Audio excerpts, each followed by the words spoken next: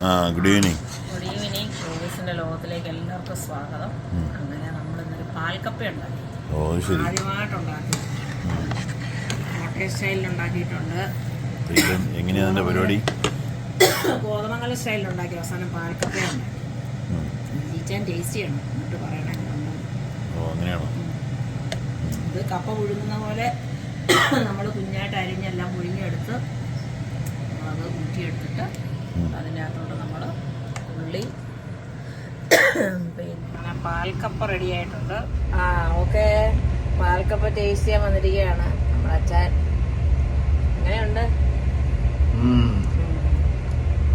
ആദ്യമായിട്ട് കഴിക്കുന്നത് ജോറായിരിക്കും.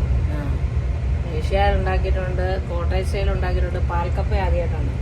വളരെ സിമ്പിളാണ് ഉണ്ടാക്കാൻ. നല്ല ടേസ്റ്റാ. നമ്മൾ കപ്പ വേവിക്കുന്ന പോലെ എല്ലാം ചെയ്തിട്ട് നമ്മൾ ഊറ്റി വെച്ചതിൻ്റെ നമ്മൾ തേങ്ങാപ്പാൽ ഊറ്റും.